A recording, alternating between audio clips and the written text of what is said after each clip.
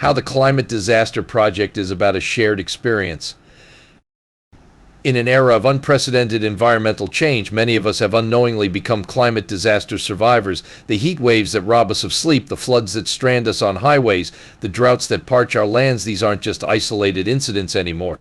In this episode, I explain how they're the new normal, a shared experience that binds us together in ways we're only beginning to comprehend. The Climate Disaster Project, an initiative based at the University of Victoria, recognizes the power of these shared experiences. They understand that by telling our climate stories, both monumental and mundane, we can forge connections and catalyze change. It's a simple yet profound idea. Story creates community, and community creates hope. For too long, climate change has been presented as an abstract concept, a distant threat happening to faceless strangers in far-off lands. This detachment has made it challenging for many to grasp the urgency of our situation or to feel a personal connection to the crisis.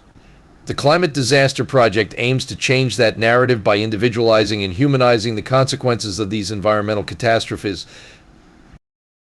Led by faculty and students from post-secondary institutions worldwide, this international teaching newsroom works directly with climate disaster survivors. By sharing and investigating their stories, they're putting faces and voices to the statistics, making the impact of climate change impossible to ignore or dismiss. Consider the family who lost their home to a wildfire, the farmer watching crops wither under relentless drought, or the coastal community slowly being swallowed by rising seas. These aren't just news headlines, they're our neighbors, our friends, perhaps even ourselves. By recognizing our shared experiences, we can build the empathy and solidarity necessary to face this new age of disaster. But awareness is just the first step. As we come to terms with our role as climate disaster survivors, we must also consider how we can contribute to solutions. This is where the concept of eco-friendly products and the right green coatings comes into play. The right green coatings, for instance, offer a tangible way to protect our built environment while minimizing harm to the natural world. These innovative materials with guaranteed 20-year renewable service cycles can shield our buildings, homes, and infrastructure from the increasingly harsh elements, all while reducing the environmental impact of construction and maintenance. By choosing such products, we're not just protecting our property, we're taking a stand for the planet.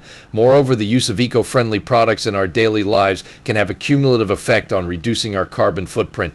From the paints we use to decorate our homes to the coatings we choose to defend and protect our buildings for the long term, each decision can contribute to either exacerbating or mitigating climate change. The connection between these green solutions and the stories shared through the Climate Disaster Project is clear. As we become more aware of our shared experiences with climate disasters, we're more likely to seek out and support solutions that address the root causes of these events. It's a cycle of awareness, empathy, and action that has the potential to drive significant change. To sum it up, we are all climate disaster survivors, whether we realize it or not. By sharing our stories, recognizing our shared experiences, and taking action through the use of eco-friendly products and the right green coatings, we can build a community of hope and resilience. It's time to acknowledge our role in this unfolding narrative and take steps to write a better ending for ourselves, our communities, and our planet. You may like this quote from Jacinda Ardern, former New Zealand Prime Minister. The window of opportunity is closing fast. We must act, and we must act now. There is no room for delay. What are your questions about this episode? We are always here to help and excited to answer them. Thank you for listening, and see you on my next episode.